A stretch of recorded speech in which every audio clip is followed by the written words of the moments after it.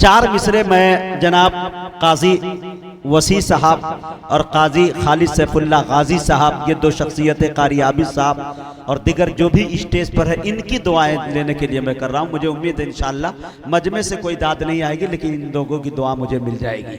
इस शेर पर मैंने माशाअल्लाह भी काजी साहब मौलाना मतीनुल हक व सामा को पूरी तकरीर करते देखा है।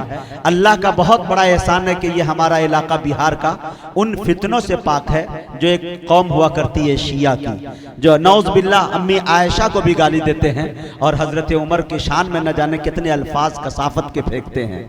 लेकिन अल्लाह का करम है कि मेरा बिहार इससे बहुत दूर दूर तक इसका कोई रिश्ता नहीं है, पाक है। लेकिन उस रद्द शियत पे 4 मिसरे में पढ़ता हूँ और काजी साहब की दुआएं चाहता हूँ। अगर शेर अच्छा हो तो इंशाल्लाह इनकी दुआएं मिल जाए ताकि मोहरे यकीन लग जाए इमारत शरिया का, तो और पूरे हिंदुस्तान में मैं सुना सकूं कि कुछ सजाएं वक्त पर मिलती है, कुछ ताखीर से। आए है कसम खुदा की, आप लोग बगैर सोचे समझे बोल सकते हैं सुभान अल्लाह। देखिए, कुछ सजाएं वक्त पर मिलती है, कुछ ताखीर से। बच नहीं सकता मगर जालिम किसी तदबीर से। कुछ सजाएं वक्त पर मिलती है, कुछ ताखीर से। बच नहीं सकता मगर जालिम किसी तदबीर से। अरे ये हुसैन इब्ने अली के कातिलों की है सजा, वो कभी हाथों से पिटते हैं कभी जंजीर से। ये हुसैन इब्ने अली के कातिलों की है सजा, वो कभी हाथों से पिटते हैं कभी जंजीर से। बहुत बहुत शुक्रिया, इनायत करम नवाजिश के आपने मेरी आबरू बचा ली। आइए बड़ी तेजी के साथ हम यहाँ से मुसाफत तय करते हैं, पटना की अदबी सरजमी पे चलते हैं। वहां जाके दरियाए सुखन में गोता लगाते हैं। गोता लगाते ही सदफ निकालते हैं। सदफ का जब मुंह खोलते हैं तो उसमें कीमती हीरा निकलता है, जिससे दुनिया बड़े अदब और एहतराम के साथ काजी वसी साहब कासमी के नाम से याद करती है। नायब नाजिम इमारत शरिया फुलवारी शरीफ पटना, मैं निहायत ही अदब एहतराम के साथ हजरत से गुजारिश कर रहा हूं कि हजरत तशरीफ लाए और अपनी ईमानी इरफानी हक्कानी तकरीर से खाबेदा कौम को बेदार करे। इस शेर के साथ हजरत का इस्तकबाल है कि दिलों में जुस्तजू बढ़ती है और तनवीर होती है। बोलिए सुभान अल्लाह। दिलों में जुस्तजू बढ़ती है और तनवीर होती है, सभी मुर्दा दिलों में जिंदगी तहरीर होती है। अरे दलाइल जब ये देते हैं तो अक्ले दंग रहती है, हमारे शेख की कुछ इस तरह तकरीर होती है।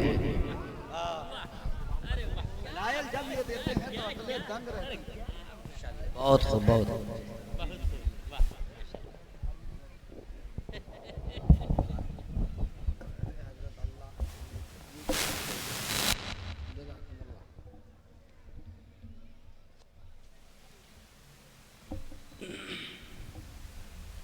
अस्सलामु अलैकुम वरहमतुल्लाहि वबरकातुहू।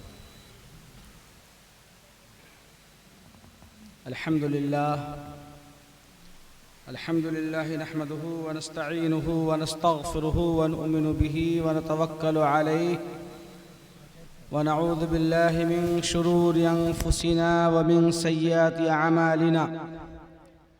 मन यहदिहिल्लाहु फला मुज़िल्ल लहु मन युज़लिलहु फला हादिय लहु व नशहदु अन ला इलाहा इल्लल्लाह व नशहदु अन्न सय्यदना व नबिय्यना व मौलाना मुहम्मद अब्दुहु व रसूलुहु। अम्मा बाद, अऊज़ु बिल्लाहि मिनश शैतानिर रजीम। बिस्मिल्लाहिर रहमानिर रहीम। वलनब्लुवन्नकुम बिशैइन मिनल खौफि वल जूअ व नक़्सिम मिनल अमवालि वल अनफुसि वस्समरात व बश्शिरिस साबिरीन अल्लज़ीना इज़ा असाबतहुम मुसीबह क़ालू इन्ना लिल्लाहि व इन्ना इलैहि राजिऊन। सदक़ल्लाहुल अज़ीम। वक़ाल नबी सल्लल्लाहु अलैहि वसल्लम अशद्दुन्नासी बलाअन अल अंबिया सुम्मल अमसालु फल अमसाल। और कमा क़ाल नबी सल्लल्लाहु अलैहि वसल्लम वक़ाल नबी सल्लल्लाहु अलैहि वसल्लम सयअती अलन्नासि ज़मान ला यबक़ा फ़ीहा मिनल इस्लाम इल्ला इस्मुहु वला मिनल क़ुरआन इल्ला रस्मुहु। वअन अम्र इब्न अब्दुल्लाह क़ाल क़ाल रसूलुल्लाह सल्लल्लाहु अलैहि वसल्लम लयअतियन्न अला उम्मती मा अता अला बनी इसराईल हज़वन नअल बिन्नअल हत्ता लौ कान फी बनी इसराईल मन अता उम्महु अलानियह लकान फी उम्मती मन यस्नअु ज़ालिक। वतफ़र्रक़त बनु इसराईल अला सिंतैन व सबईन मिल्लह वतफ़्तरिक़ु उम्मती अला सलासिन व सबईन मिल्लह व कुल्लुहुम फ़िन्नार इल्ला मिल्लतुन वाहिदा। क़ालू मन हिय या रसूलल्लाह क़ाल मा अना अलैहि व अस्हाबी। औ कमा क़ाल नबी सल्लल्लाहु अलैहि वसल्लम। वअन नबी सल्लल्लाहु अलैहि वसल्लम अन्नहु क़ाल इन्न लिकुल्लि दीनिन खुल्क़न व खुल्क़ुल इस्लाम अल हया।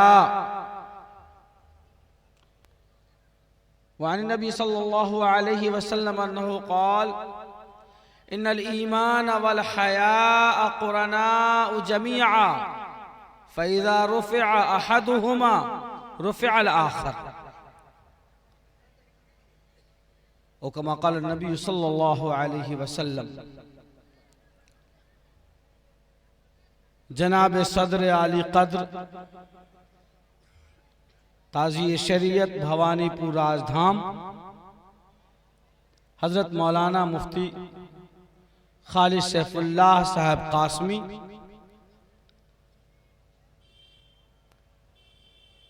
दूसरे मोतबर और मुस्तनद उलमा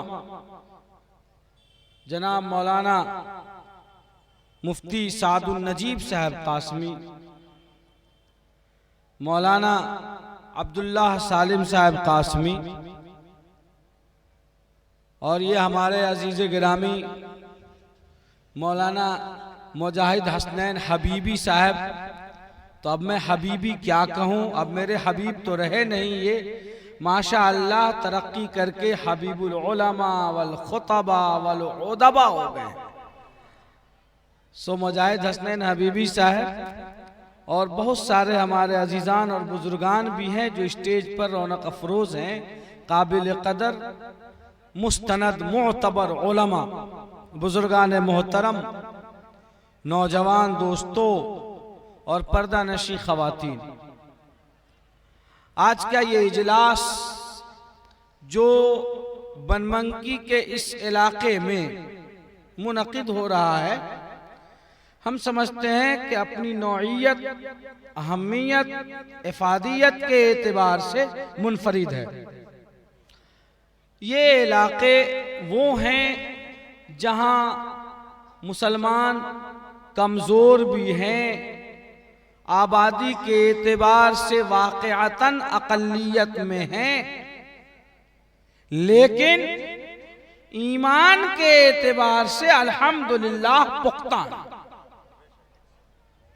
और मुझे इस बात का अंदाज़ा तब हुआ जब मैं आपकी इस आबादी परसा में आया और मेरा क़याम मुख्तसरन एक जगह हुआ और फिर दूसरी जगह हुआ।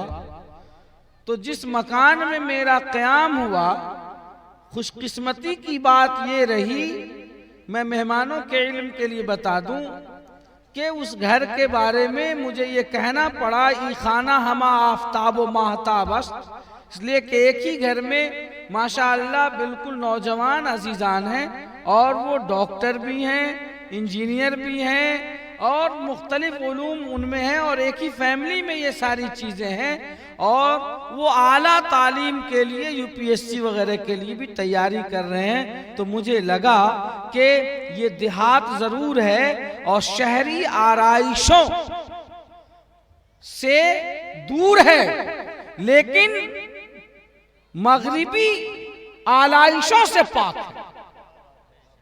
और उसकी निशानी ये है कि मैं इस बंजर देहात में, आज सड़क बन गई है, लेकिन मैं यहाँ आया हूँ और अल्हम्दुलिल्लाह सुम्मा अल्हम्दुलिल्लाह इस गांव में एमबीबीएस डॉक्टर हैं और पीएमसीएच से उन्होंने किया, जो अच्छी क्वालिटी की चीज समझी जाती है। इंजीनियर्स भी हैं और वो डिग्री कोर्स वाले इंजीनियर्स हैं, मुख्तलिफ ट्रेड्स वाले इंजीनियर हैं। तो मुझे बड़ी खुशी हुई और मुझे बरजस्ता ये कहना पड़ा कि हबीबी तू किसी इनकलाब की आमद का इंतजार न कर, जो हो सके तो खुद ही इनकलाब पैदा कर। और वो इनकलाब इस आबादी में नजर आया है। सो अल्लाह ताला कबूल फरमाए और अल्लाह ताला इन नौजवानों को, नई नस्ल को उसी रविश पर काम करने की तौफीक अता फरमाए। इस गांव वालों ने अपनी गुर्बत और शहरी तमाम सहूलियात से दूर रहकर भी ये साबित कर दिया है कि अगर जज्बा सच्चा हो, कुछ करने का हौसला हो, अगर आगे बढ़ने का इरादा हो, अगर चांद पे कमंदे डालने का आज़म हो, तो यकीन मुहकम अमल पे हम मोहब्बत फातिह आलम जिहादे जिंदगानी में यह मर्दों की शमशीरें और वो चीज मुझे इस परसा की आबादी में नजर आई है। सो फतकब्बलल्लाह, अल्लाह कबूल फरमाए और अल्लाह इस फैज को बाकी रखे, कायम व दायम। आमीन सुम्मा आमीन। हाज़रीन गिरामी कद्र,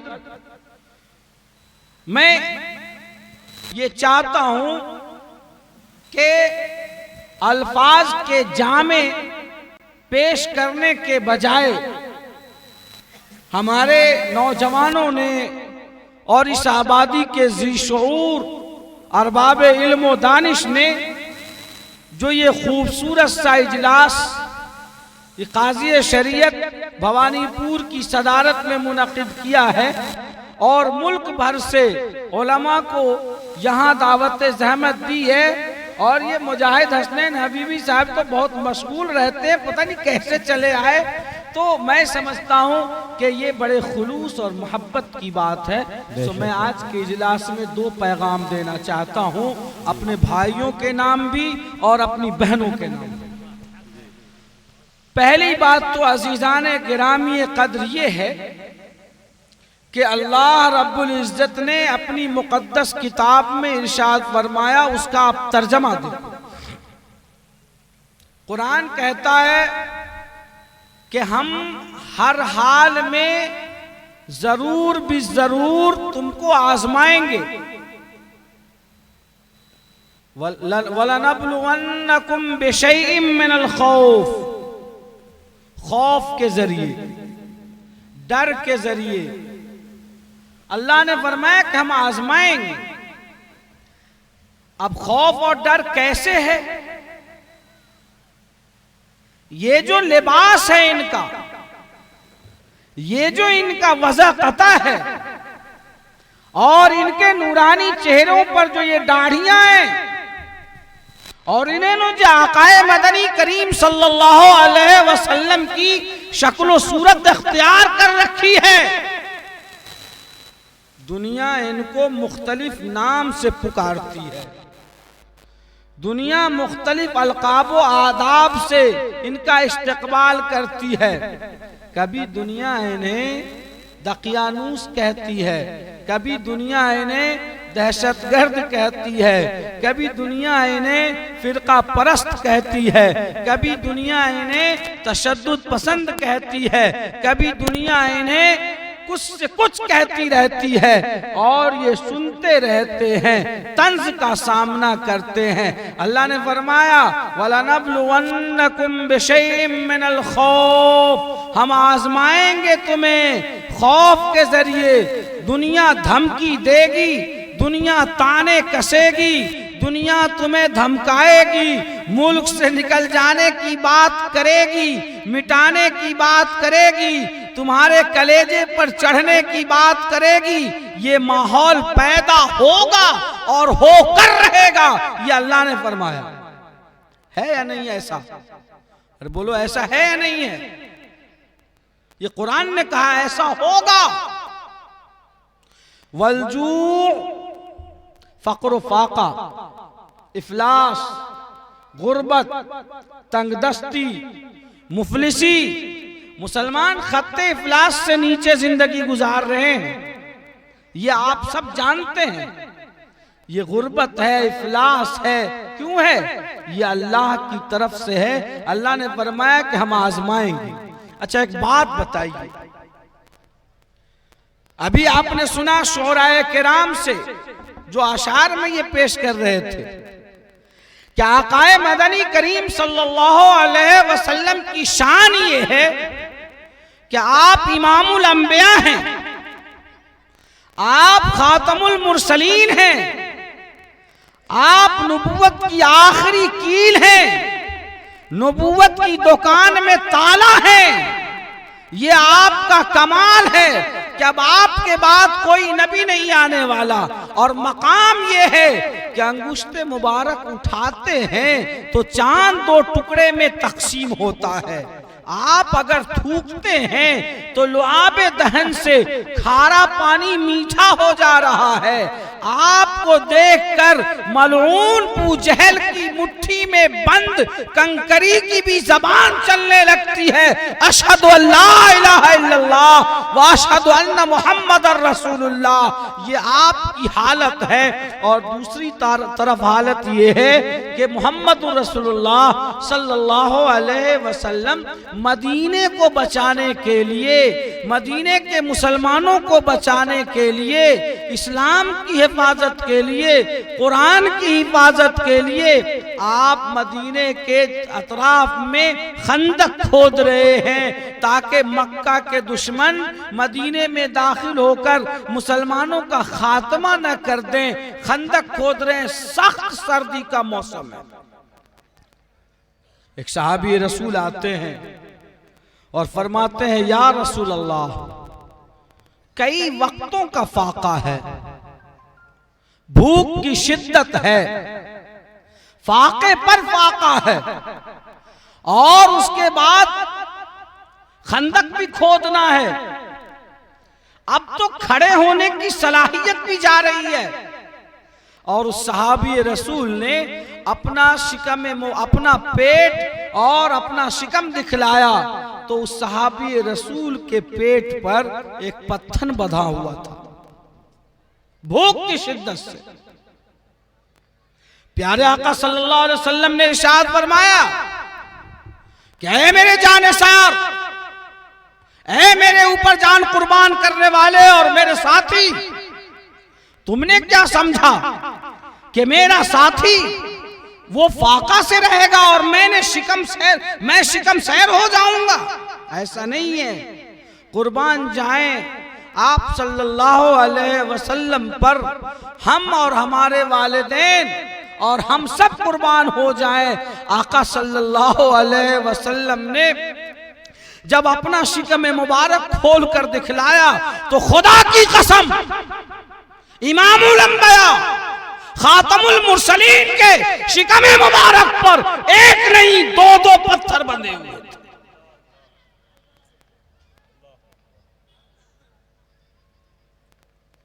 ये क्या तमाशा है? तेरा दुश्मन, ए अल्लाह, तेरा दुश्मन, तेरा नाफरमान, मुल्हिद, मुशरिक, तेरी जमीन पर फितना और फसाद बर्पा करने वाले ये माला माल हैं, ये दंदना रहे हैं। और तेरा नाम लेने वाले, तेरे बंदे, तेरा नाम लेने वाले, तेरा माला जपने वाले, वो तेरा हबीब जो तेरे लिए खड़ा है, आज उसके पेट पर 2-2 पत्थर बंधे हुए हैं। क्या है रब्बे कायनात, तेरे खजाने में कोई कमी है? तू ही तो कहता है कि अगर पूरी दुनिया और दुनिया की नेमतों की कीमत मच्छर के एक पर के बराबर भी होती तो किसी नाफरमान को एक घोंट पानी तक नहीं मिलता। हे अल्लाह, तेरे खजाने में क्या कमी आ जाती कि तू अपने हबीब और हबीब के गुलामों को चंद वक्त का खाना पानी दे देता। तेरे शीशे में मैं बाकी नहीं है, बता क्या तू मेरा साकी नहीं है? समंदर से मिले प्यासे को शबनम बखीली है, ये रज़्ज़ाकी नहीं। मकसद क्या था? क्या नऊज़ बिल्लाह अल्लाह को अपने हबीब से कोई दुश्मनी थी? क्या आपको अपने हबीब के चाहने वालों से नाराजगी थी? नहीं। मकसद क्या था? मकसद ये था कि परसा के मुसलमानों, 1400 साल के बाद हालात आएंगे, परेशानियों में फंसोगे, सारे अवामिल, सारे जराए सब तुम्हारे खिलाफ होंगे, पूरी दुनिया तुम्हारे खिलाफ होगी।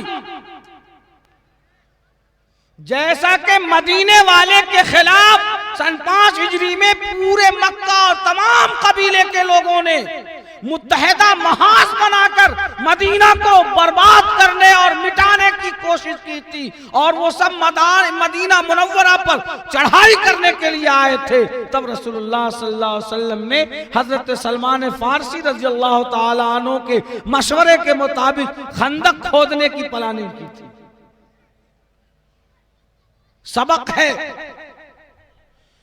रसूलुल्लाह सल्लल्लाहु अलैहि वसल्लम को परेशानियों में डालकर अल्लाह ने यह सबक दिया है कि मेरे हबीब की उम्मत, ए उम्मत मुहम्मदिया, जैसे हमारा हबीब आखिरी नबी है, जैसे हमारी ये किताब कुरान मजीद आखिरी किताब है, वैसे ही ये उम्मत हमारे हबीब और हमारे नबी की आखिरी उम्मत।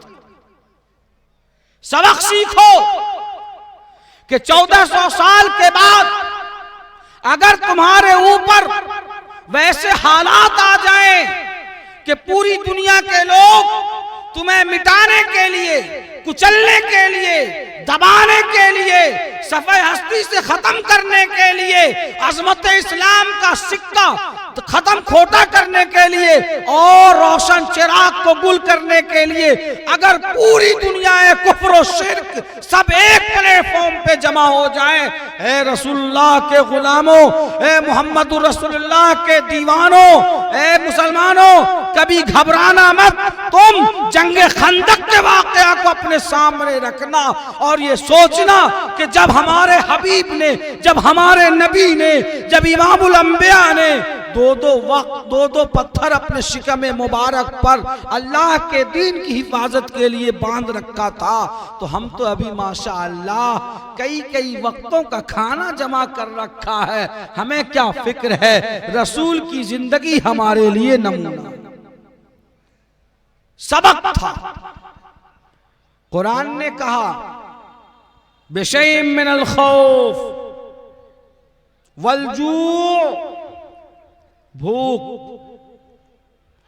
वनक़्सिम मिनल अमवालि वल अनफुस,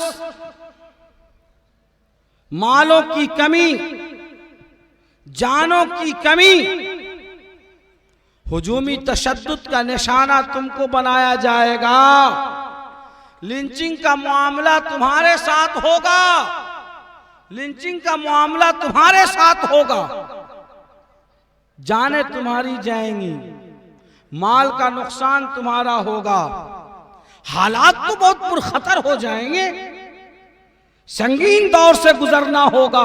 क्या करेंगे हम? और ऐसे हालात के तो हम शिकार हैं। तालीम में पीछे, तिजारत में पीछे, वजारत में पीछे, मनसब में पीछे, ओहदा में पीछे, सारी चीजों में हम पीछे चल रहे हैं। हम करें क्या? कुछ तो बताइए। अल्लाह रब्बुल इज्जत ने अपने हबीब सल्लल्लाहु अलैहि वसल्लम को फरमाया, वबश्शिरिस साबिरीन, आप खुशखबरी दे दीजिए सब्र करने वालों को कि जो लोग मुसीबत की ऐसी घड़ी में जमे रहें, अड़े रहें, अपने आप को थामे रखें, अपने आप को इस्लाम पर कायम रखें, अपने आप को इस्लाम के रास्ते पर जमा कर रखें, ऐसे लोगों को खुशखबरी दे दीजिए जो लोग कहते हैं इन्ना लिल्लाहि व इन्ना इलैहि राजिऊन, कि हम अल्लाह के लिए हैं, अल्लाह हमारी हालत से वाकिफ है।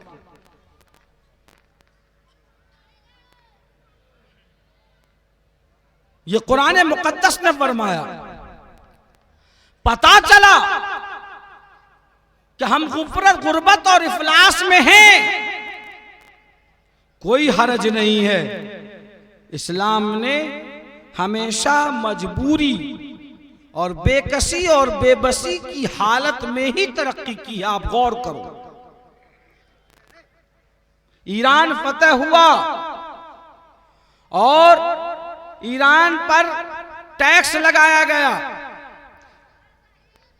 मक्का मुकर्रमा से लोग जाते, मदीना मुनव्वरा से लोग जाते और टैक्स वसूल करके लाते। हालात बदले। कुछ दिनों के बाद लोग सवारी पर सवार होकर गए तो उन्होंने कहा कि वो लोग कहां गए जो पहले आते थे वसूल करने, जिनके कबाओं में पैबंद होता था और जिनके पांव में टूटी हुई चप्पल थी, आखिर वो लोग कहां गए? तो कहा कि भाई वो तो चले गए, हमारे बुजुर्ग थे, अब उनका दौर खत्म हुआ, अब हम आए घोड़े पर सवार होकर। कहा कि हम तुम्हें टैक्स नहीं देंगे। कहा क्यों नहीं दोगे भाई, तुम तो देते थे, टैक्स तो देना। कहा कि नहीं, हम नहीं देते। हम उन पैबंद वालों से, खजूर की चप्पल वालों से डरते थे। उनका रोब, उनका दबदबा हमारे कलेजे में बैठा हुआ था, हम डर की वजह से टैक्स देते थे। हम तुमसे नहीं डरते, इसलिए हम तुम्हें टैक्स नहीं देंगे। कि कबाओं में पैबंद, पत्थर शिकम पर, कबाओं में पैबंद, पत्थर शिकम पर, कदम के तले ताज किसरा व कैसर, ग़िज़ा नाने जाओ वो भी कमतर मुयस्सर, ग़िज़ा नाने जाओ वो भी कमतर मुयस्सर, मगर हाथ में जोर तस्खीर खैबर। कभी अहले ईमान की पहचान ये थी, कभी अहले इस्लाम की शान ये थी। मेरे नौजवान दोस्तों, हमें घबराना नहीं है, हमें मायूस नहीं होना है, हमें बुज़दिली का शिकार भी नहीं होना है, हमें हौसला नहीं तोड़ना है, हमें हौसले के साथ आगे बढ़ना है और अपने आप को यह समझाना है कि हर शिकस्त की बुनियाद से फतह का रास्ता निकलेगा इंशाअल्लाह। अपने आप को समझाओ, अपनी इकाइयों को मुत्तहिद करो, अपने तमाम बिरादरियों को इस्लाम की बुनियाद पर, कलमे तय्यबा ला इलाहा इल्लल्लाह की बुनियाद पर एक प्लेटफॉर्म पे जमा करो। मुल्क की दूसरी अक़लियतों को, दबे कुचले लोगों को, दलितों को, बिरादराने वतन को, गैर मुस्लिम भाइयों को अपने झंडे के नीचे जमा करो और फिर बढ़ते हुए जुल्म के खात्मे के लिए अपने आप को तैयार करो और साबित कर दो कि हम उस बाप की औलाद हैं जिन्होंने समंदर में घोड़े डाल दिए थे। हम उस बाप की औलाद हैं जिन्होंने समंदर के साहिल पे कश्तियां जला डाली थी कि दश्तो दश्त है दरिया भी न छोड़े हमने, दश्तो दश्त है दरिया भी न छोड़े हमने, बहरे जुल्मात में दौड़ा दिए घोड़े। अल्लाह, ये साबित करना पड़ेगा। जिंदाबाद। दुनिया मुंतजिर है, दुनिया मुंसिफ और इंसाफ परवर कौम की तलाश में भटक रही है। दुनिया इंसाफ की प्यासी है, चाहे वो दलित समाज के लोग हों, चाहे वो महादलित समाज के लोग हों, चाहे कोई अकलियत और माइनॉरिटीज के लोग हों, दुनिया इंसाफ की तलाश में है।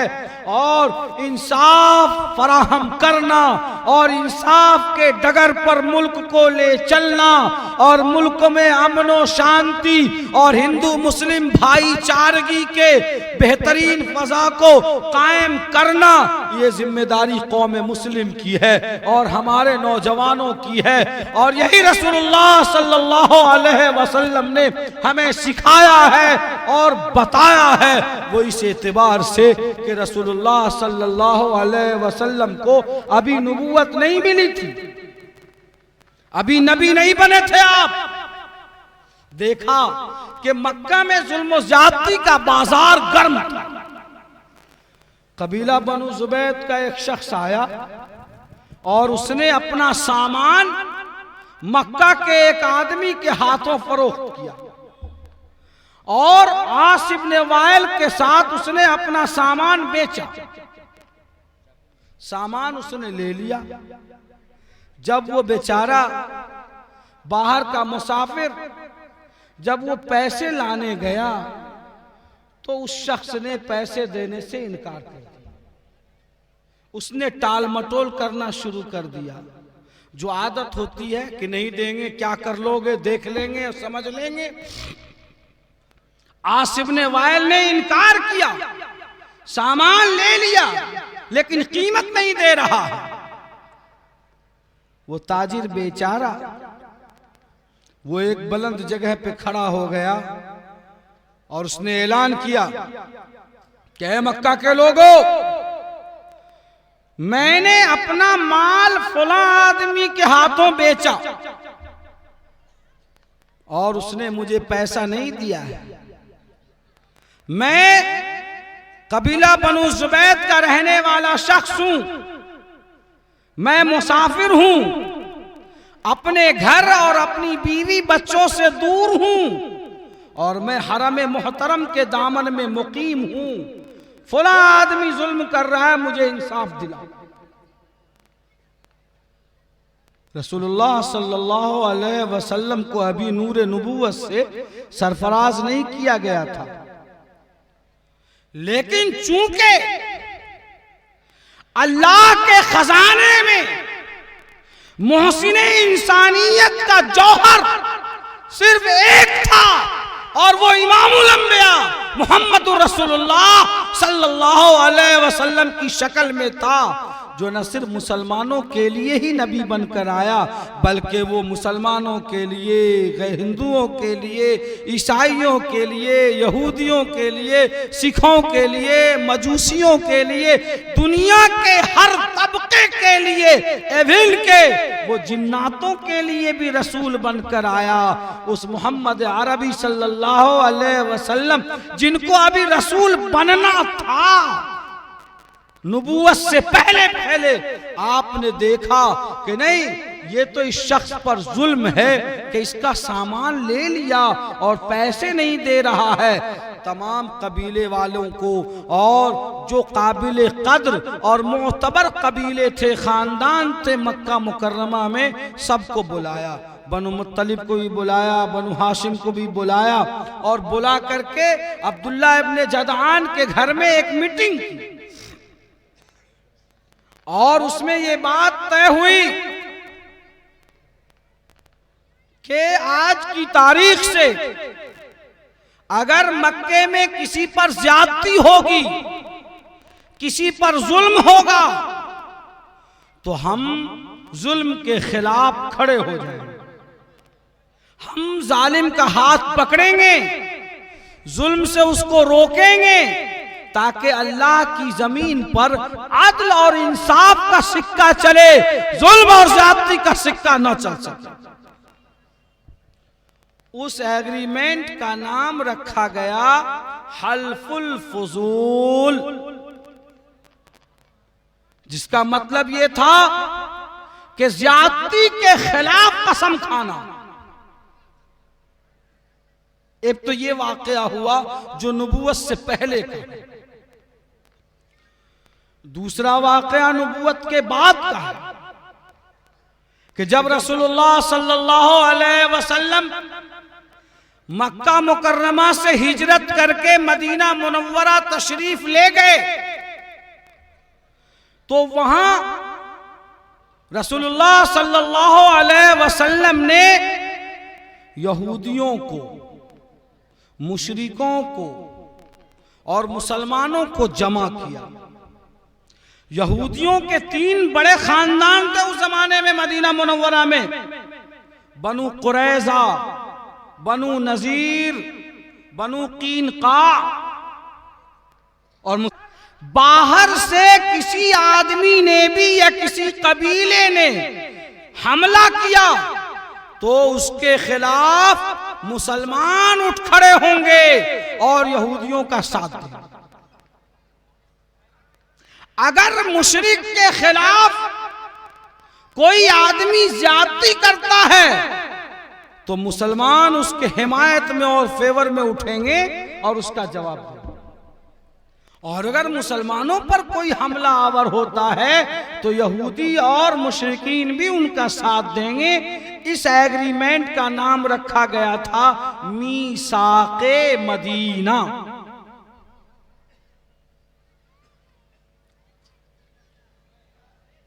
आज जो इस मुल्क की तस्वीर है और जो सूरत हाल है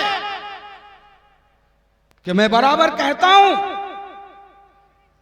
कि ताज़ीम इक़्तिदार जरूरी तो है, मगर ताज़ीम इक़्तिदार जरूरी तो है मगर इतना न सर झुका कि दस्तार गिर पड़े। हम बेशक इकराम करते हैं, बेशक हम किसी हुकूमत, किसी जमात, किसी पार्टी के खिलाफ नहीं है, लेकिन हम जुल्म के खिलाफ हैं। हम इंसानियत पर होने वाले मजालिम के खिलाफ हैं। चाहे उस जुल्म का शिकार कोई जुम्मन मियां बने तब भी हम उसके खिलाफ हैं, और अगर आज सबोध कुमार बने हैं तो हम इस जुल्म के भी खिलाफ हैं। और ये जुल्म कैसे मिटेगा जो दलितों पर, कमजोरों पर, दबे कुचले लोगों पर, अकलियतों पर, चाहे वो बड़ी अकलियत हो या छोटी अकलियत हो, इस जुल्म को रोकने के लिए हमें हल्फुल फुजूल और मीसाक़े मदीना के वाक़या को सामने रखकर फैसला करना होगा, और कमजोरों और दलितों और मुख्तलिफ बिरादरी और मुख्तलिफ कम्युनिटी के लोगों को अपने गले से लगाना होगा। लक़द काना लकुम फी रसूलिल्लाहि उस्वतुन हसना। मौजूदा परेशानियों का इलाज और हल यही है। लेकिन हबीबी साहब, मुसीबत तो ये है, मुसीबत तो ये है कि मौजे बला इनको भी जरा 2-4 थपेड़े धीरे से, क्या बात है, ए मौजे बला इनको भी जरा 2-4 थपेड़े धीरे से। कुछ लोग अभी तक साहिल से तूफान का नजारा करते हैं, जरा आओ मैदान में। अरे मुसलमानों, तुम्हें तो अभी उस पाठक जी को भी जोड़ना है, रामू जी को भी जोड़ना है, जुम्मन मियाँ को भी साथ में लेना है, जुमराती मियाँ को भी लेना है, और मास्टर साहब को भी रखना है, और मुफ्ती साहब को भी रखना है। लेकिन इसके लिए जरूरी है कि है बुज़दिलो, जरा अपने सफों में तो इत्तेहाद पैदा कर लो। और जब तक हम आपस में लड़ते रहेंगे कि ये है शेख, ये दर्जी, ये मंसूरी, वो अंसारी, ये रायन, ये फलां और ये पठान, खुदा की कसम जब तक ये उम्मत मुंतशिर रहेगी, बिरादरियों में, तबकों में, खानदानों में, जबानों में, नस्लों में, इलाकाओं में, ये कौम मुनक़सिम रहेगी, ये खुद अपने आप को मुंह दिखलाने के काबिल नहीं है। उठा सरे नो, दहर के हालात बदल डाल, तदबीर से तकदीर के दिन रात बदल डाल, फिर दर्स उखुवत की जरूरत है जहां को, आकाइयो खिदमत के खिताबात बदल डाल। क्या जुल्म है, क्या जुल्म है, मुसलमान हो मुसलमान का दुश्मन, अरबाब हवसकार की आदात बदल डाल। मेरे नौजवान दोस्तों और साथियों, अगर हालात की संगीनी और हुक्मरानों के जुल्म ज्यादती से बचना चाहते हो, अगर अपनी खोई हुई इज्जत और वकार को बहाल करना चाहते हो, अगर तिजारत में, वजारत में, कुर्सियों में, ओहदों में, असेंबलियों में, पार्लियामेंट में अगर अपनी हिस्सेदारी चाहते हो, अगर अपनी हिस्सेदारी चाहते हो, तो अपने सफों में इत्तेहाद पैदा करो। कान्नहुम बुनियानुम मरसूस की दीवार बन जाओ। बिरादरी की तमाम नफरतों को, खानदान के झगड़ों को पांव तले रोंदो और कान्नहुम बुनियानुम मरसूस बनकर ये साबित कर दो, ये साबित कर दो कि हम एक हैं और एक ही जमात हैं और हमारा इसी पर ईमान है और हमारा यही यकीन है। इंशाअल्लाह मुल्क के हालात बदलेंगे, तस्वीरें बदलेंगी और रुए जमीन पर अदल व इंसाफ कायम होगा, अमन व शांति की फजा इंशाअल्लाह चलेगी। और ये जिम्मेदारी उम्मत दावत होने की हैसियत से हमारी है। मेरे बुजुर्गों, हम ये ना सोचें कि साहब जो कुछ तकरीरें हो रही हैं या उलमा जो कुछ कह रहे हैं, हमारे गांव घर में तो ये बात नहीं है, हमारे घर में तो ये बात नहीं है। नहीं, ऐ लोगों, ये मत सोचो बगदाद में मुसलमानों की जो शान और शौकत थी और जो हुकूमत थी और जो सतवत थी, यकीन मानो कि तारीख के सफ़हात आज भी शाहिद हैं कि वही आदमी सबसे ज्यादा मुहज्जब और मुतमद्दिन शुमार किया जाता था जिसके घर में किताबों की लाइब्रेरी होती थी। आज तो हमारे घरों में अगर जहेज का कुरान करीम न मिले तो शायद वो भी न हो। वो तो शुक्र है कि जहेज में कुरान करीम भी देने का रिवाज है, तो हमारे घरों में सिर्फ कुरान करीम का एक नुस्खा मिलेगा। बगदाद के लोगों की हालत ये थी कि वही लोग मुतमद्दिन समझे जाते थे, रईस और शरीफ समझे जाते थे, जिनके घर में किताबों की लाइब्रेरी होती थी।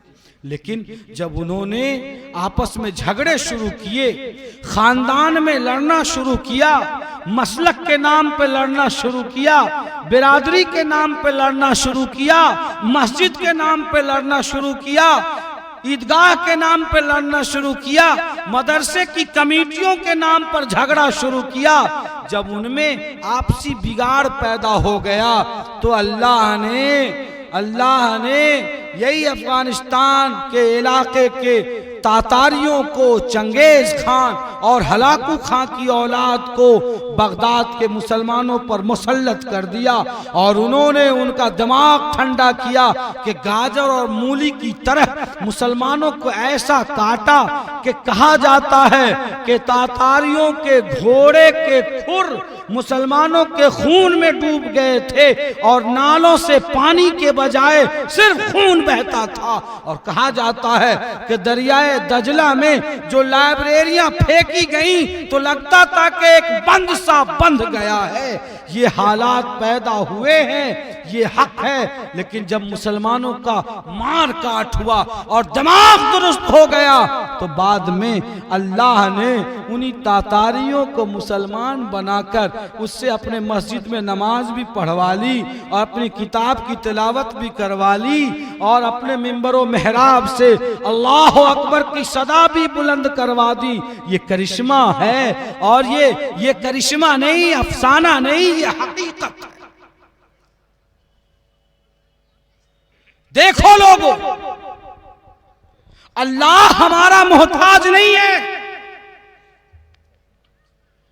ये दीन बाकी रहेगा, इस्लाम बाकी रहेगा, कुरान बाकी रहेगा, लेकिन हम जैसे नाकारा और गुनहगार मुसलमान भी बाकी रहेंगे, इसकी कोई जमानत और गारंटी नहीं है।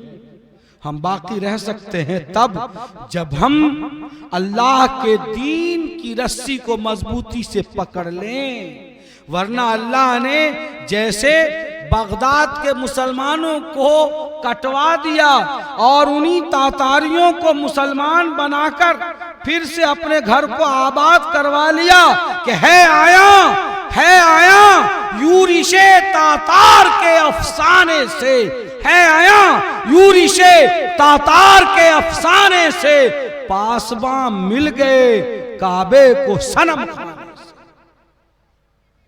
पासबा मिल गए काबे को सनम खाने से। मेरे नौजवान दोस्तों, ये हकीकत है, ये वाकया है। इसलिए अगर हम चाहते हैं कि हम इज्जत और आबरू की जिंदगी गुजारें, आप देखो नौजवानों से, पूछो नौजवानों को ये क्या करते हैं। भाई हमने मस्जिदों में जाना छोड़ दिया, हमने मस्जिद की जमात में शरीक होना छोड़ दिया, तो फौरन हमारे मुआनिदीन को यह मौका मिला कि उन्होंने बयान दागा कि नमाज के लिए मस्जिद का होना जरूरी नहीं है। आप बाखबर हैं या नहीं? आप हैं बाखबर? नहीं है? भाई हमने मस्जिदों में आना जाना छोड़ दिया तो मुआनिदीन इस्लाम को यह मौका मिला, उन्होंने बयान दागा कि नमाज के लिए मस्जिद का होना जरूरी नहीं है। आपको नहीं मालूम सुप्रीम कोर्ट की रूलिंग?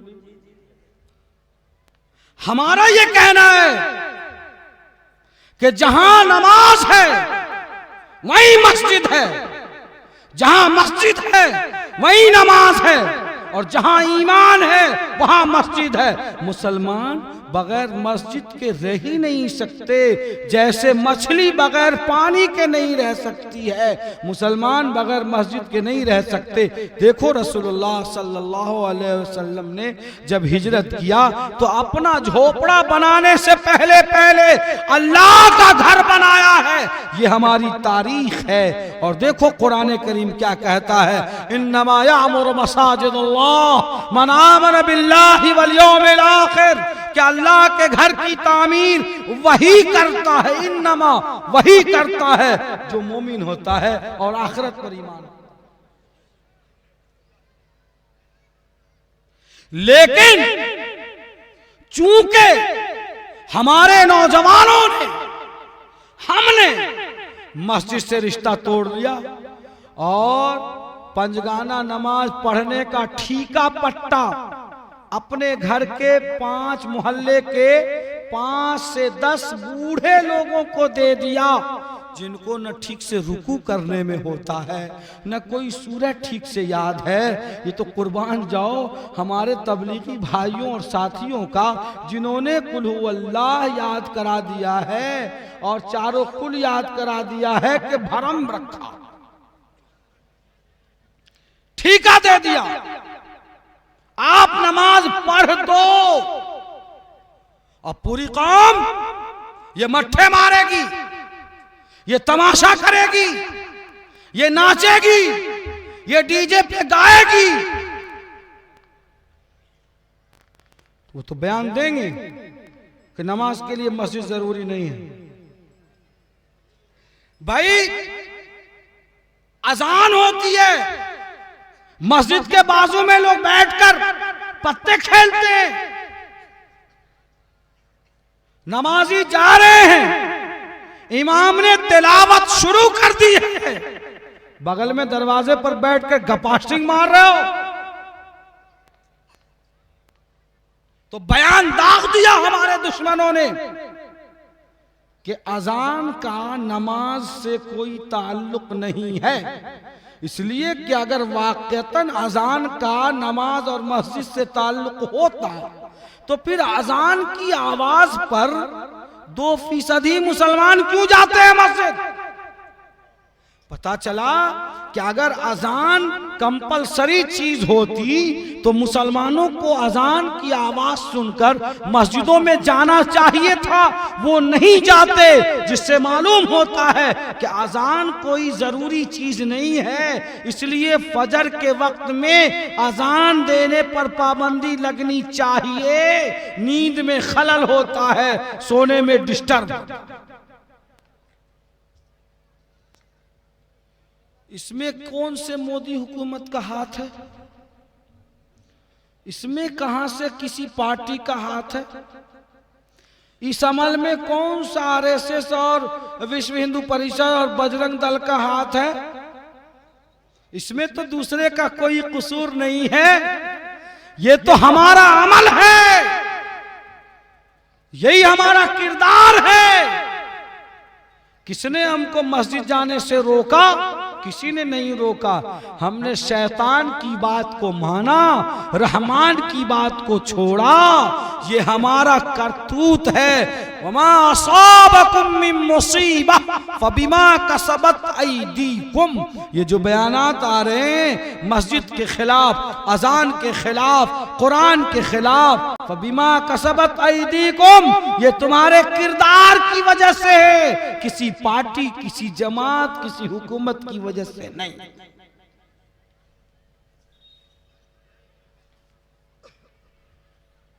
आज की तारीख में अगर ये हमारे नौजवान जुमे की तरह पंजगाना नमाज में अपनी मस्जिदों को भरना शुरू कर दें, खुदा की कसम तख्तो ताज हिल जाएंगे और इनकलाब बर्पा होगा। और यकीन मानो मुसलमानों, इनकलाब अगर आएगा तो इस्लाम के रास्ते से आएगा, नबी के रास्ते से आएगा, सुन्नत के रास्ते से आएगा, शरीयत के रास्ते से आएगा, मादियत के रास्ते से नहीं आएगा। वरना वाली मुजाहिद क्या बात है कि 313 हैं और अल्लाह आसमान से फरिश्ते को भेज रहा है। और ग़ज़वा हुनैन में मिजाज में बात आ गई कि आज तो हमारी तादाद 30,000 है, तो फौरन दुश्मनों का गलबा हो गया और सबके सब भागने लगे मुसलमान। क्यों? इसलिए कि उनका एतमाद मादियत पर आ गया था, हथियार पर आ गया था, क्वालिटी पर नहीं बल्कि क्वांटिटी पर आ गया था। ग़ज़वा हुनैन शाहिद है और ग़ज़वा बदर शाहिद है। बोलो उलमा। जी बेशक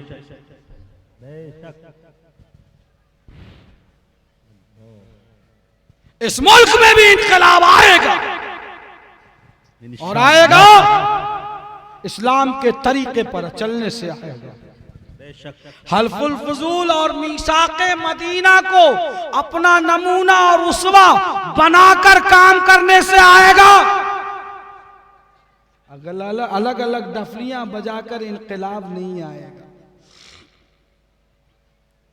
और ये नौजवानों, इनकलाब इस कौम में जिनसे आना था वो तो डीजे की धुन पे और ढोल के थाप पे थरक रहे हैं। जिनको सैफुल्लाह बनना था, जिनको खालिद बनना था, जिनको तारिक बनना था, जिनको मोहम्मद इब्न कासिम बनना था, जिनको सुल्तान सलाहुद्दीन अय्यूबी बनना था, वो तो आज डीजे पे नाच रहे हैं। तो फिर क्या खाक इनकलाब आएगा। मेरे दोस्तों, नौजवानों, साथियों, होश करो और अपनी नस्ल को ईमान पर, इस्लाम पर बाकी और कायम व दायम रखने की फिक्र करो। इत्तेहाद पैदा करो, तालीम का हथियार अपनाओ। दुनिया जो चाल चल रही है उसी रफ्तार में, उसी लय में, उसी लहजे में जवाब देने के लिए हमें भी वो हथियार इस्तेमाल करना होगा जो हथियार हमारे दुश्मन इस्तेमाल कर रहे हैं। हमारे नौजवानों को देखो तो वो होटलों में जाकर बर्तन मांज रहे, हमारी नस्ल के बच्चे वो गिलास धो रहे हैं, वो प्लेट उठा रहे हैं, वो होटलों में झाड़ू लगा रहे हैं। ये उस कौम का आलम है जिस कौम ने पूरी दुनिया की रहबरी की है और जिनको रहबर बनाकर अल्लाह ने भेजा है। आज उस कौम के बच्चे दिल्ली में, कलकत्ता में, बॉम्बे में, पूर्णिया में, कटिहार में, होटलों में वो गिलास मांज रहे हैं। जिनके हाथ में कलम होना था, जिनके हाथ में किताब होनी थी, उनके हाथ में होटल की प्यालियां हैं और होटल के प्लेट और झूठे दस्तरखान हैं। मेरे दोस्तों, ऐसे में हमारी कौम तरक्की नहीं कर सकती। हमें दुश्मनों के लहजे में जवाब देने के लिए वही हथियार इस्तेमाल करना होगा। उनके पास तालीम का हथियार है, उनके पास इल्म का हथियार है, हमें भी इल्म का हथियार उठाना होगा। अल्लामा इकबाल ने लिखा है कि वो लंदन गए तो लंदन जाने के बाद उन्होंने एक पार्क में वो तशरीफ ले गए, देखा कि चंद बच्चे हैं जो खेल रहे हैं, ये भी उनके साथ खेलने लगे। किनारे में, पार्क के किनारे देखा कि झाड़ी में एक छोटा सा बच्चा है और वो पार्क में पढ़ रहा है। तो अल्लामा इकबाल को लगा कि भाई ये क्या अजूबा है, पार्क में सारे बच्चे खेल रहे हैं, मैं भी एंजॉय कर रहा हूं, ये कौन सा बच्चा है हबीबी जो पार्क में झाड़ी के नीचे बैठ के पढ़ रहा हो। अल्लामा ने पूछा कि तुम कौन हो? तो उस बच्चे ने कहा कि मैं फला यहूदी का बेटा हूं। कहा कि तुम भी खेलो, छोटे बच्चे खेल रहे, तुम कौन सा पार्क में बढ़ के पढ़ रहे हो? उसने कहा कि खेलने का शौक मुझे भी है। गौर से सुनो, अगर मेरी तकरीर इसी बात पर खत्म हो जाए तो काफी है। अभी हजरत मौलाना सैयद मोहम्मद वली रहमानी, हजरत अमीर शरीयत अहमद बरकातुहू ने परसुई की मीटिंग में फिर उन्होंने भी इस वाक़े को दोहराया। उस बच्चे ने कहा कि हमारी आबादी पूरी दुनिया में 1.5 से 2% है। अगर हम नहीं पढ़ेंगे तो हमारी कौम इस दुनिया में बाकी नहीं रहेगी। हम अपनी कौम को बाकी रखने के लिए पढ़ रहे हैं और हमें पढ़ना होगा ताकि हमारी कौम बाकी रहे। ये जवाब है उस यहूदी के बच्चे का। मेरे नौजवान दोस्तों और बुजुर्गों, वो इल्म और एजुकेशन के हथियार से लैस हैं तो हमें भी एजुकेशन के हथियार से लैस होना पड़ेगा। 2 बच्चों का एग्जाम हुआ यूरोपियन ममालिक में, एक अरब था और एक यहूदी था। दोनों अच्छे, दोनों पढ़ने वाले, दोनों मेहनती। जब एग्जाम हुआ और अरब के मुसलमान बच्चे से पूछा कि तुम इतनी मेहनत क्यों करते हो, रात दिन क्यों जागते हो? उस बच्चे ने कहा कि मैं क्लास में टॉप करने के लिए मेहनत करता हूं, मैं अव्वल मकाम हासिल करने के लिए पढ़ता हूं। और उस यहूदी बच्चे से पूछा तो उसने कहा कि मैं आधा तो अव्वल नंबर हासिल करने के लिए पढ़ता हूं और आधा अपनी कौम की तरफ से पढ़ता हूं।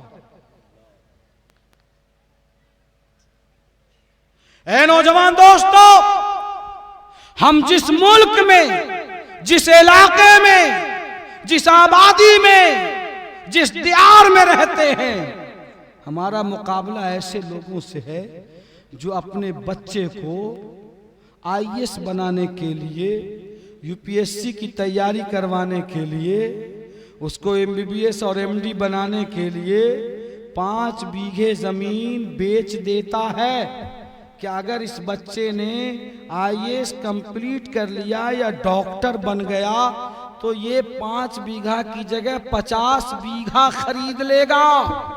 और ये मुसलमान जिसका बच्चा ग्रेजुएशन कर रहा है, ये अपने 5 कट्ठा जमीन को बचाने के लिए उस बच्चे को वहीं से छोड़ाता है और बोलता है कि भाई साहब दिल्ली लेते जाइए, कोनो कंपनी में रखवा दीजिएगा, कुछ पैसा मिल जाएगा। इसने 5 कट्ठे को बचाने के लिए अपनी नस्ल को बर्बाद किया है और उसने अपनी नस्ल को उठाने के लिए 5 बीघा बेच दिया है। भला बताओ कि मुकाबला कैसे हो?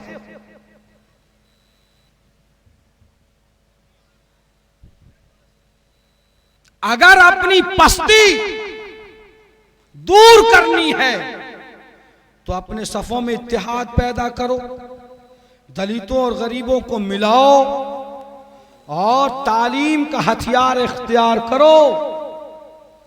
फिर इस दुनिया में और इस मुल्क में कोई हमारे कदम को तरक्की के रास्ते से रोक नहीं सकता और कोई हुकूमत हमारे मेरिट को नहीं दबा सकती, चाहे वो हुकूमत जिसकी भी हो। सो अज़्म करो, इरादा करो, अपने आप को संभालो और तालीम की तरफ तवज्जो दो। इंशाअल्लाह कामयाबी मिलेगी।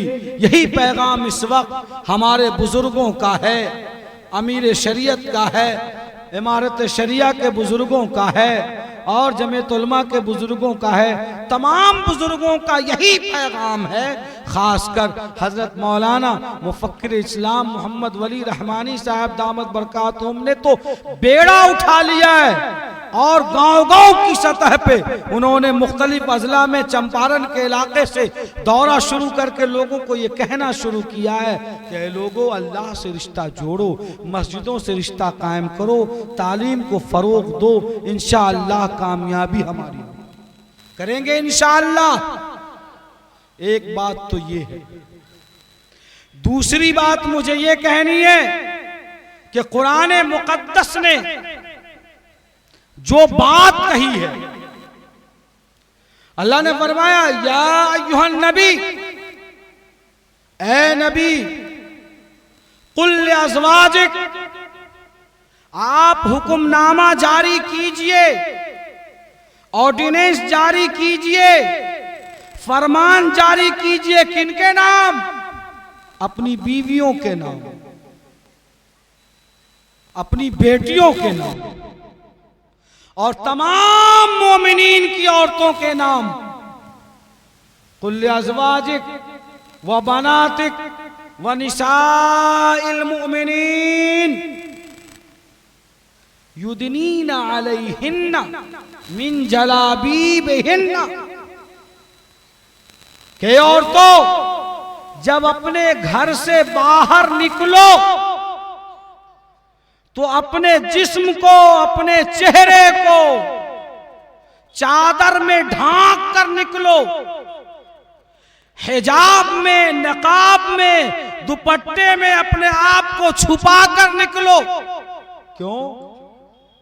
ज़ालिका अदना अन युअरफ़ना फला युज़ैन, ताकि तुम पहचानी जाओ कि बाहया औरत हो, पाकीज़ा औरत हो तो तुम्हें सताया नहीं जाएगा और तुम्हें तकलीफ नहीं पहुंचाएगी।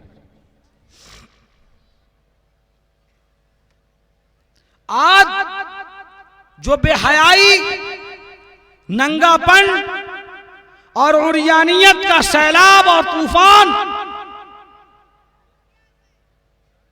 बड़ी तेजी के साथ और बड़ी कुव्वत के साथ जारी है, और जिसकी हौसला अफजाई उन जगहों से भी की गई जहां से दफा नंबर 377 और दफा नंबर 497 को खत्म किया गया। और जब से इस मुल्क में ये दफात खत्म हुए हैं और ये बात खुलकर सामने आई है, नऊज़ बिल्लाह, क्या है कि बेहयाई का ये आलम कि दो औरतें अगर आपस में शादी करना चाहें या दो मर्द आपस में शादी करना चाहें या दोनों अपोजिट में शादी करना चाहें तो उनके लिए कोई हरज नहीं है, कानूनी तौर पर उनको इजाजत हासिल है। इस तरह की बातें जो यहाँ की संस्कृति, यहाँ के मिजाज और यहाँ के तहजीब के खिलाफ है। जाहिर है कि मुहम्मदुर रसूलुल्लाह सल्लल्लाहु अलैहि वसल्लम की तशरीफ आवरी हुई, उन्होंने आते ही बेहयाई, बदतमीजी और नंगापन के तमाम दुकानों में ताला लगाया और फरमा दिया कि देखो, आज से कोई औरत बेची और खरीदी नहीं जाएगी, आज से किसी औरत की इफ्फत और इस्मत तातार नहीं की जाएगी, आज से किसी औरत को गुलाम नहीं बनाया जाएगा, आज से किसी औरत को पांव की जूती नहीं बनाया जाएगा, आज से कोई औरत किसी के हाथ की रूमाल नहीं है। ऐलान आम हुआ और ऑर्डिनेंस जारी हुआ, क्या लोगों सुनो, औरत अगर मां की शक्ल में आती है, अल जन्नत तहत अक़दाम उम्महातिकुम, जन्नत तुम्हारी माओ के कदमों के नीचे। औरत अगर बेटी की शक्ल में आती है, आका ने फरमाया कि बेटी का बाप जा हुआ वाना यौमल क़ियामति हाकदा, वो मेरे साथ इस तरह से आएगा। औरत अगर बहन की शक्ल में आती है, रसूलुल्लाह सल्लल्लाहु अलैहि वसल्लम ने फरमाया कि वो जहन्नम के दरमियान आड़ और पर्दा है। औरत अगर बीवी की शक्ल में आती है, आका सल्लल्लाहु अलैहि वसल्लम ने फरमाया दुनिया कुल्लुहा मता व खैरु मताई दुनिया अल मरअतुस सालिहा, कि दुनिया के सबसे बड़ी नेमत नेक औरत है। औरत का ये मकाम है कि उसको बाजार की जीनत ना बनाया जाए। औरत का ये मकाम है कि उसे पर्दे में रखा जाए, उसको छुपा कर रखा जाए। जैसे अगर हीरे को छुपा कर ना रखा जाए, उसमें खराश आ जाएगा तो उसकी कीमत कम हो जाती है और हीरा अपनी मानवियत खो देता है। इस्लाम की नजर में औरतों का मकाम ऐसा ही है। कुरान करीम ने फरमाया या निसा अन्नबी लस्तुन्न का हदिम मिनन निसा, ए नबी की औरतों, तुम आम औरतों की तरह नहीं हो। तुम्हारे लिए कोई नाचने वाली, गाने वाली, फाहिशा, फाजरा, अदाकारा, गुलकारा, ये तुम्हारा आइडियल नहीं है। तुम मोमिन की बेटी हो, मोमिन की बहन हो, मोमिन की बहू हो, मोमिनीन की औरतें हो। तुम्हारे लिए आइडियल हजरत खदीजतुल कुबरा की जिंदगी है, तुम्हारे लिए आइडियल फातिमतुज ज़हरा की जिंदगी है, तुम्हारे लिए आइडियल अज़वाज मुत्तहरात की जिंदगी है, तुम्हारे लिए आइडियल सहाबियात की जिंदगी है।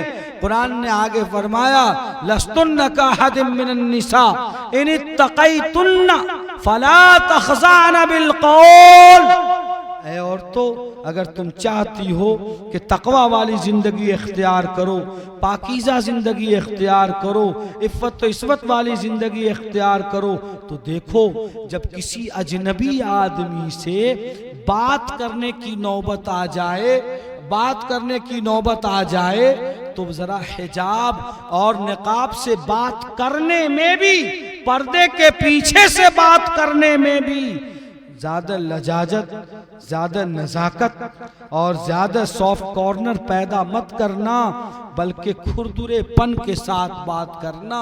इन्हें तक़ैतुन्ना फला तख़ज़ाना बिल क़ौल, के बात करने में भी नाज और नखरे मत बघारना पर्दे के पीछे से। वक़ुल्ना क़ौलन मारूफा, और जरा खुरदुरेपन में बात करना। क्यों?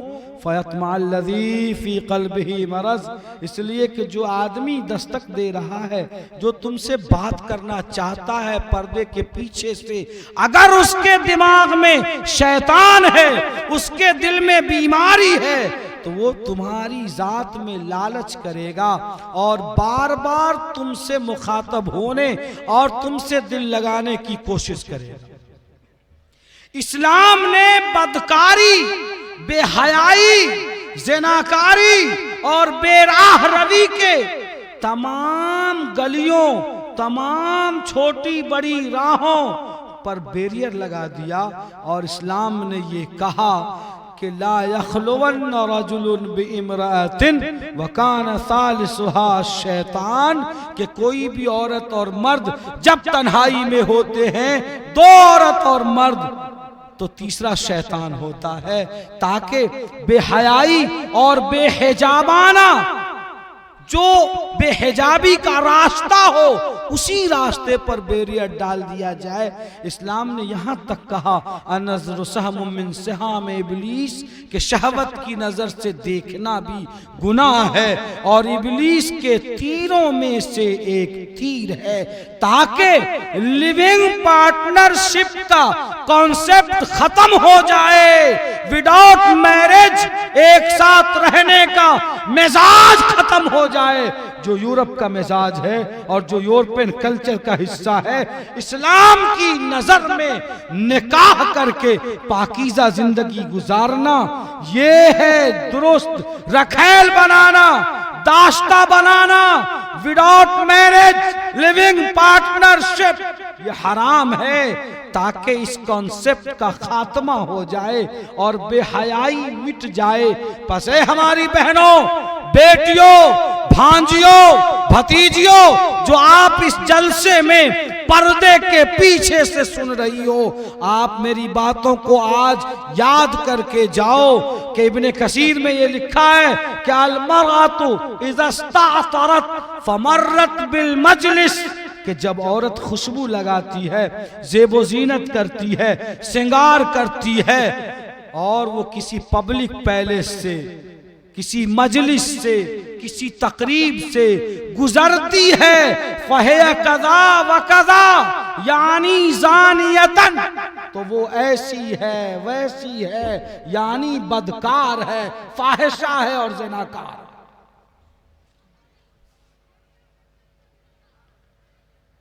कुरान ने तो यहां तक कहा कि अपने पांव को बजाकर मत चलो, अगर तुमने पायल भी पहना है तो बगैर झुनझुना वाला पायल खरीदो, ताकि तुम्हारे छमछमाहट से किसी अजनबी मर्द की नजर तुम्हारी तरफ न उठे।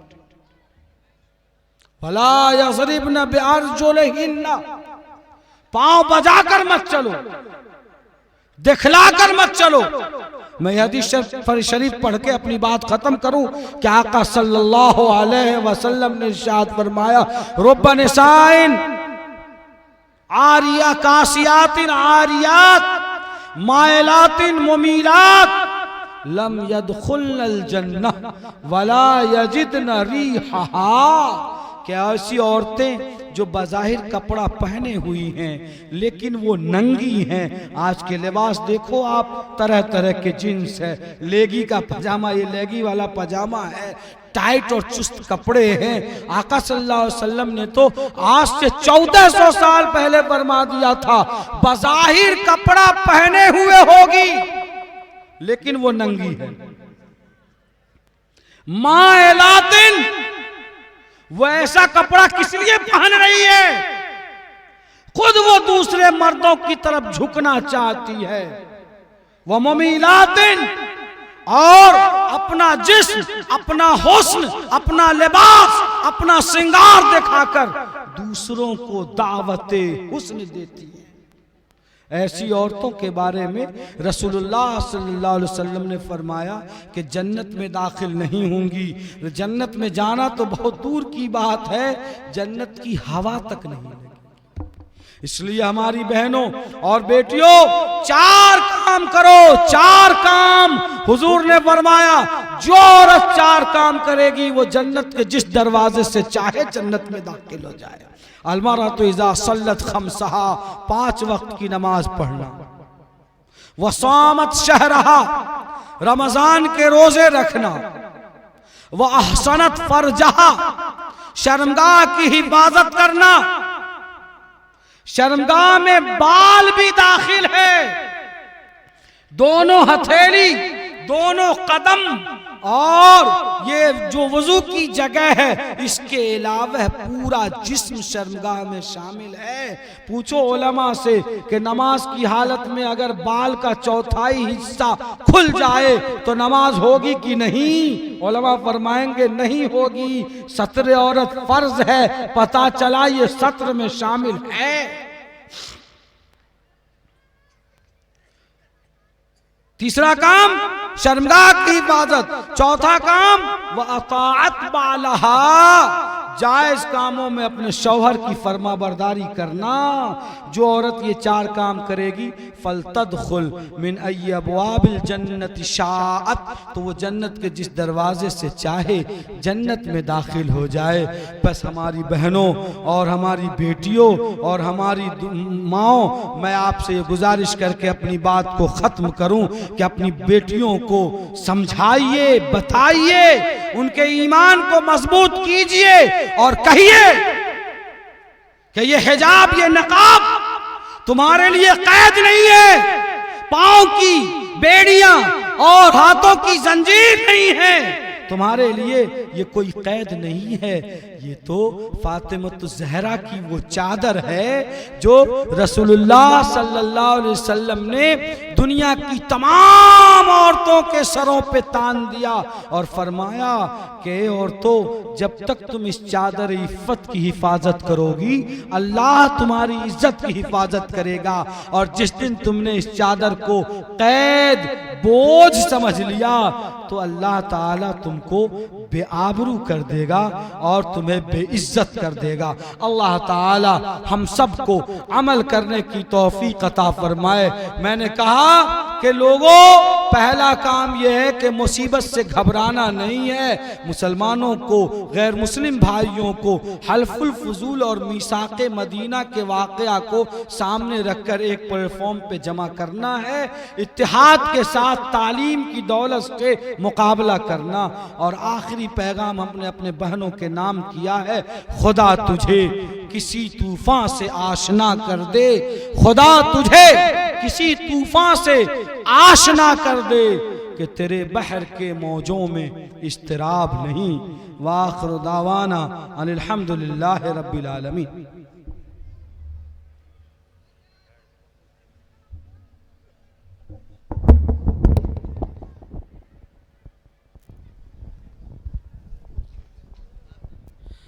माशाअल्लाह, अल्हम्दुलिल्लाह। मुअज़्ज़ज़ सामईन, अभी आपके दरमियान महबूबुल उलमा, खतीब ज़ीशान, ज़ी सलाहियत, मुक़र्रिर शोला बयां जनाब हज़रत मौलाना मुफ्ती क़ाज़ी वसी साहब क़ासमी दामत बरकातुहुमुल आलिया, नायब क़ाज़ी इमारत शरिया फुलवारी शरीफ पटना और रुकन मुस्लिम पर्सनल लॉ बोर्ड, माशाअल्लाह यहाँ मौजूद बड़ी कीमती बातें बताकर हालात हाजरा पे भी उन्होंने तबसरा किया। और एक बात ये भी कह के आपसे रुखसत हुए कि मुसलमानों, अगर आप अपने आप के गिरबान में झांक कर नहीं देखते, अपने आप में अगर हम अपनी कोताहियाँ, कमी को दूर नहीं करते, तो यकीन जानिए कि वो दिन दूर नहीं जो अल्लामा इकबाल ने कहा कि तुम्हारी दास्तां तक न मिलेगी दास्तानों में।